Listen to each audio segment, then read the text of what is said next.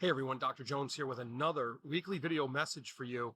And this week, I want to talk about the idea of focusing. Now, oftentimes we talk about the importance of focusing and reaching goals and moving forward and being organized and so forth. But what we don't talk about is when people say, how do you expect me to focus when I have an increased level of anxiety? I have poor relationships that are affecting me in personal ways, or I really just don't feel good about myself. I have lower self-esteem.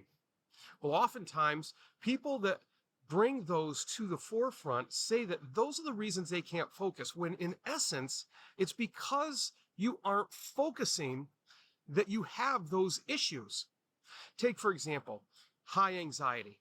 When we get anxious about something, it seems like no matter what we do, we're running, and everything is happening all at once, and we get overwhelmed, and we just don't know where to start. If we focus on the smaller things and move forward and do those well, then we don't feel so overwhelmed. If we cut those certain things out in our lives that cause anxiety or that overwhelm us. That leads me to my second one, the relationship piece. Relationships are often a tricky thing because they take work, and for some reason, we don't think they should take much work as they do. So instead, what we do is we don't focus on them. When you focus on your relationship and you spend time focusing on relationships with friends, loved ones, family members, anything like that, then that relationship is more meaningful and goes better for everyone involved. So look at what you are doing to focus on a relationship that is not going as well as you would like it to in your life. Are you spending enough time? Are you breaking off enough time? Meaningful time. Because even a small amount of meaningful time is better than a lot of time that's not meaningful. Are you present? Are you putting your electronic devices away? Are you planning specific time for you and that other person in the relationship with you? And then finally, that whole self-esteem part, right? That's tricky because we have self-talk that is often negative. So we have to defeat that.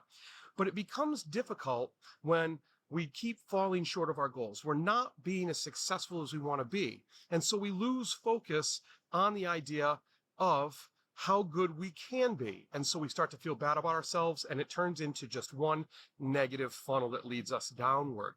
Where if we focus back to basics, so to speak, if we focus on those smaller things that we need to be doing and we do them right consistently, we'll notice that we reach more goals. We notice that we're more successful, and then we can build bigger goals and become even more successful, and our self-esteem will skyrocket because we focused on those few things. So that's it. Think of that. Whenever you're struggling to focus, is it because of these other things? Or is it because you're not focusing specifically on them that you can't focus overall in what you want? So here's my challenge. Pick some of these things: anxiety, relationships, self-esteem. Focus on them with some of the tips I gave you. Let me know how it works out. That's it for this week. I always appreciate you taking the time to listen. I never take it for granted. And remember, be purposeful, act with integrity, and continue to build your character. You have a fantastic week.